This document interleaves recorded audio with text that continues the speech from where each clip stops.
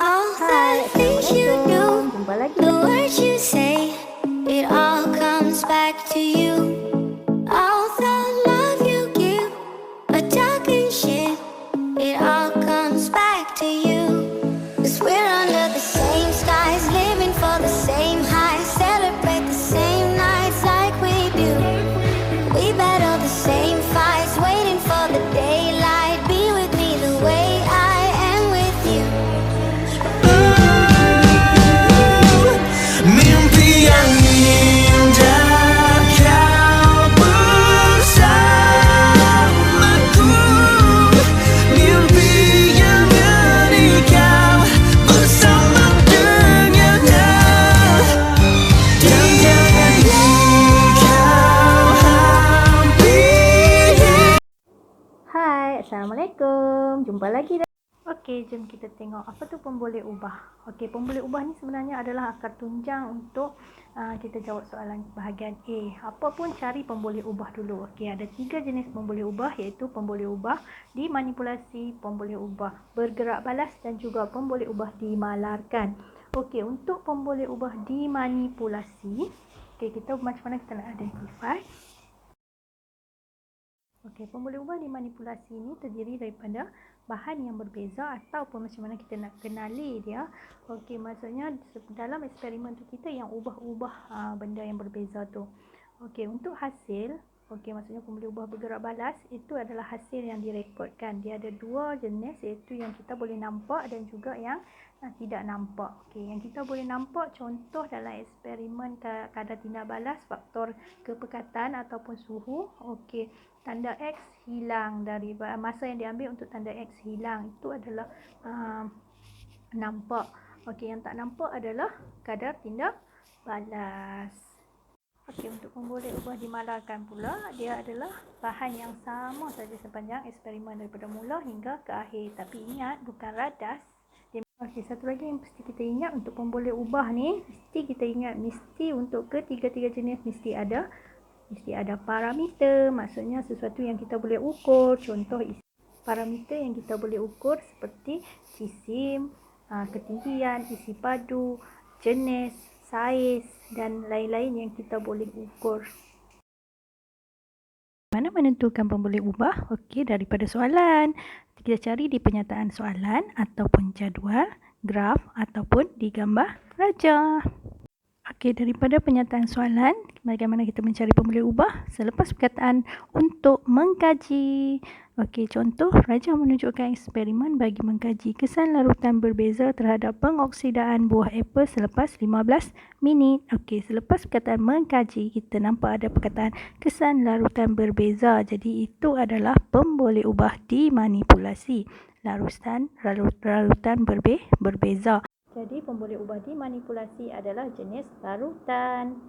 Dan juga pemboleh ubah bergerak balasnya adalah pengoksidaan buah apel. Itu adalah pemboleh ubah yang kita tak nampak. Yang kita nampak nanti adalah perubahan warna apel, iaitu apel akan menjadi perang jika dioksidakan. Pemboleh ubah dimalarkan di situ adalah tempoh masa. Next, kita boleh lihat daripada jadual. Okey, jadual pemboleh ubah dimanipulasi berada, kalau petak kiri kanan, dia berada di sebelah kiri kamu, dan sebelah kanan adalah pemboleh ubah bergerak balas. Kalau atas bawah, di atas adalah pemboleh ubah dimanipulasi dan di bawah adalah pemboleh ubah bergerak balas. Okey, contoh, satu eksperimen dijalankan bagi mengkaji kesan aktiviti yang berbeza ke atas kadar denyutan nadi seorang remaja lelaki. Okey, kita nampak tajuk dalam kotak jadual yang diberi, aktiviti berada di sebelah kiri, kadar denyutan nadi di sebelah kanan. Jadi, pemboleh ubah dimanipulasi adalah jenis aktiviti.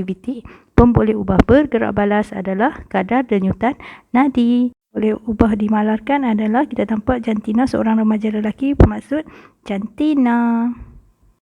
Daripada graf, kita boleh dapatkan pemboleh ubah daripada nama paksinya. Paksi Y, pemboleh ubah bergerak balas, manakala paksi X, pemboleh ubah dimanipulasi. Jadi, dalam raja, Okey, jisim adalah dipaksi X. Jadi jisim adalah pemboleh ubah dimanipulasi. Okey, masa dipaksi Y. Jadi masa adalah pemboleh ubah bergerak balas. Dan pemboleh ubah dimalarkan kita nampak dalam soalan 10 ayunan. Jadi itu adalah bilangan ayunan mewakili pemboleh ubah dimalarkan.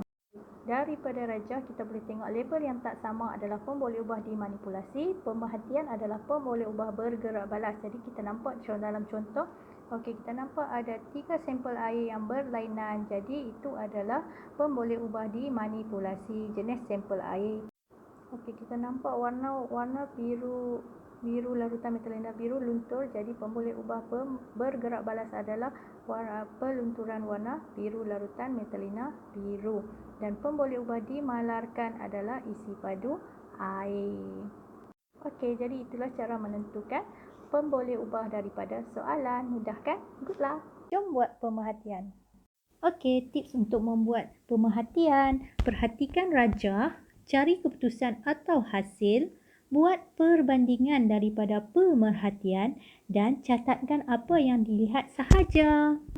Jom kita tengok soalan pemerhatian. Okey, kita nampak dalam rajah, cepir kertas turas dengan penisilin mempunyai diameter kawasan jernih lebih besar berbanding cepir kertas turas tanpa penisilin. Jadi itu yang kita nampak, itulah pemerhatian. Mudah kan membuat pemerhatian? Cubalah. Good luck. Jom buat inference. Apa tu inference? Inference adalah sebab kepada pemerhatian. Jadi nak jawab inference, kita tanya, kenapa kita nampak pemerhatian begitu? Itulah jawapannya, sebab kepada pemerhatian. Ayat yang kita boleh guna untuk membuat inference, pemerhatian kerana alasan, sebab kepada pemerhatian. Jom kita tengok contoh soalan inference. Okey, kita buat pemerhatian dulu. Okey, daripada jadual, pemerhatian yang kita boleh buat, silinder berongga dapat menyokong lebih banyak buku latihan berbanding silinder padat.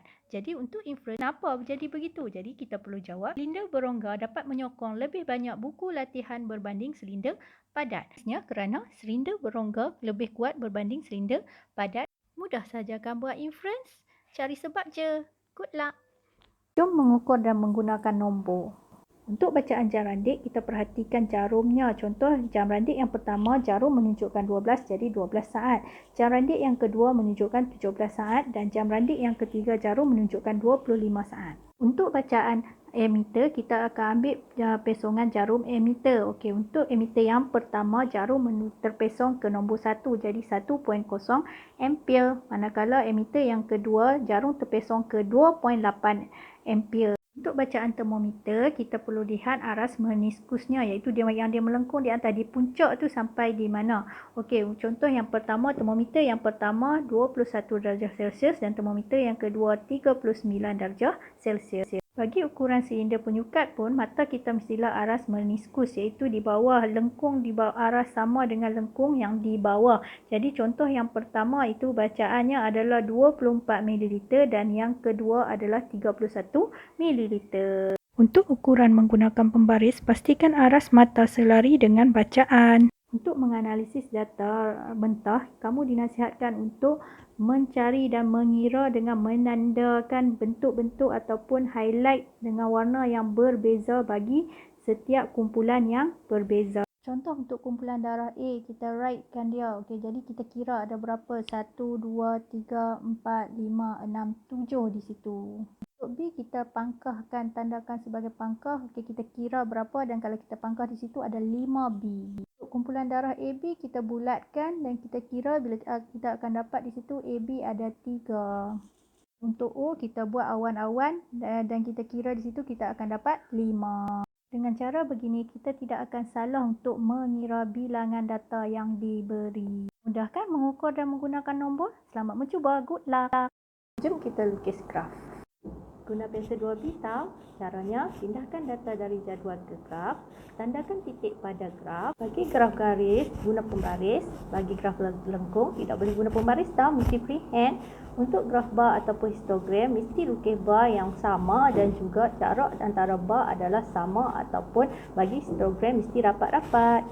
Jom kita tengok bentuk graf. Okey, bentuk graf bergantung pada soalan tahu. Kalau soalan tulis graf, ada dua bentuk sahaja yang kamu perlu lukis, iaitu sama ada graf garis yang kita garis lurus dengan menggunakan pembaris, ataupun graf lengkung yang kita sambung titik-titik dia ada lengkungan, kita gunakan freehand, ataupun carta bar atau carta palang, itu adalah yang bentuk bar satu-satu-satu, dan juga histogram adalah bar yang bersambung-sambung. Jom kita tengok contoh soalan. Okey, untuk soalan ni pertama, kita pindahkan data-data dalam jadual ke atas graf. Kedua, kita nampak bentuk dia macam lengkung, jadi kita guna freehand. Tada! Inilah grafnya. Mudah kan soalan graf? Selamat mencuba. Good luck. Jom kita buat hubungan. Untuk menjawab soalan hubungan, mesti membuat hubungan antara pemboleh ubah dimanipulasi dan pemboleh ubah bergerak balas. Hubungan mestilah mengikut hubungan yang dibinta di dalam soalan. Dan hubungan yang dibuat didahului dengan pemboleh ubah dimanipulasi dan diikuti dengan pemboleh ubah bergerak balas. Selalunya hubungan dibuat berdasarkan analisis data. Boleh menggunakan ayat semakin hubungan pemboleh ubah dimanipulasi, semakin hubungan pemboleh ubah bergerak balas. Okey, jom tengok contoh soalan hubungan.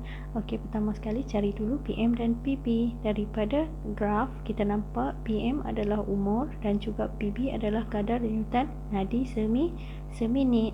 Okey, jadi hubungan yang mesti kita buat, walaupun soalan dia sebut hubungan antara kadar denyutan nadi dengan umur, kita mesti sebut PM dulu. PM adalah umur, jadi hubungannya semakin bertambah umur, maka semakin berkurang kadar denyutan nadi seminit. Senang kan buat hubungan dalam sains? Good luck. Jom buat definisi secara operasi. Apa tu definisi secara operasi? Apa yang kamu buat dan apa yang kamu nampak berdasarkan keputusan atau hasil eksperimen yang nampak. Okey, operasi mengukur atau membuat pemerhatian. Cara menulis definisi secara operasi ialah, okey, mesti wajib salin soalan. Okey, letak perkataan adalah, lepas tu letak sama ada bahan, proses, keadaan, mikroorganisme atau lain-lain yang berkaitan, okey, yang mentafsir kepada soalan. Okey, lepas tu letak ayat yang menghasilkan ataupun menyebabkan pemboleh ubah bergerak balas yang nampak. Okey, lepas tu sambung dengan apabila proses atau kaedah eksperimen. Jom kita tengok soalan. Okey, dalam soalan dia nak definisi secara operasi bagi penapaian. Jadi kita mesti mula dengan penapaian adalah proses yang menghasilkan. Okey, apa PB yang nampak? Gas apabila kaedah atau apa yang kita buat, glukosa ditambahkan dengan yeast. Jadi itulah cara membuat definisi secara operasi. Mudah kan? Selamat mencuba. Good luck.